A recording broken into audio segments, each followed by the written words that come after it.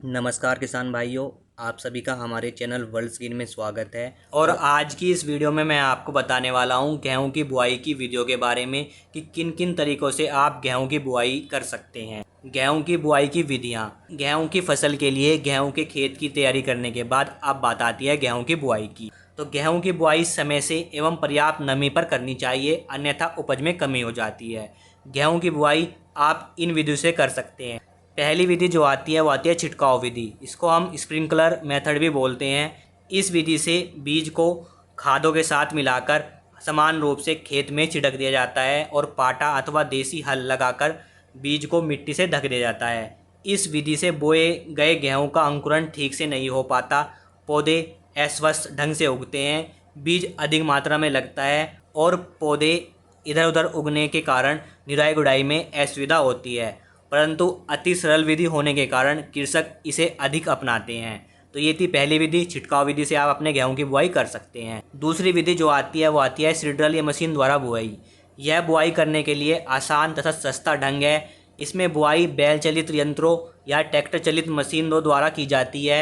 इसमें मशीन में पौध अंतराल व बीज दर का समायोजन इच्छानुसार किया जा सकता है। इस विधि से बीज भी कम लगता है और बुआई निश्चित दूरी तथा गहराई पर समरूप से हो पाती है, जिससे बीजों का अंकुरण अच्छा होता है। इस विधि से बोने में समय कम लगता है। साथ ही इस विधि में से गेहूं की बुआई करने से आप निराई गुड़ाई भी आसानी से कर सकते हैं।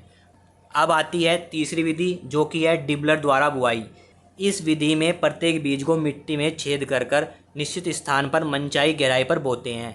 इसमें एक लकड़ी का फ्रेम को खेत में रखकर दबाया जाता है तो खूंटियों से भूमियों में छेद हो जाते हैं, जिनमें 1 से 2 बीज प्रति छेद की दर से डालते हैं। इस विधि से बीज की मात्रा काफ़ी कम, लगभग 25 से 30 किलोग्राम प्रति हेक्टेयर लगती है, परंतु समय एवं श्रम अधिक लगने के कारण उत्पादन लागत बढ़ जाती है। तो ये थी हमारी तीसरी विधि जो कि है डिबलर द्वारा बुआई भी आप गेहूं की कर सकते हैं। अब बात आती है अगली विधि की जो कि है फर विधि। इसको हम इजराइल विधि भी बोलते हैं। इस विधि से बुआई सिंचाई यानी जल को बचाने के उद्देश्य से की जाती है। इस विधि में ऊंची उठी हुई क्यारियां तथा नालियां बनाई जाती है। क्यारियों की चौड़ाई इतनी रखी जाती है कि उस पर 2 से 3 लाइन में आसानी से आप गेहूं की बुआई की जा सकती है तथा नालियां सिंचाई के लिए प्रयोग में ली जाती है। इस प्रकार लगभग आधे सिंचाई जल की बचत हो जाती है। इस विधि में सामान्यतः प्रचलित विधि की तुलना से उपज अधिक प्राप्त होती है। इसमें ट्रैक्टर चलित यंत्र से बुआई की जा सकती है। यह यंत्र क्यारियां बनाने, नाली बनाने तथा क्यारी पर लाइन में एक साथ बुआई करने का कार्य करता है। तो इस विधि से भी आप गेहूं की बुआई कर सकते हैं। इस विधि का प्रयोग आप उन क्षेत्रों में कर सकते हैं जहां पर आपको पानी की उपलब्धता काफ़ी कम होती है। जो अगली विधि आती है वो आती है शून्याकर्षण सीडरल विधि। धान की कटाई के उपरांत किसानों को रबी की फसल गेहूं आदि के लिए खेत तैयार करने पड़ते हैं।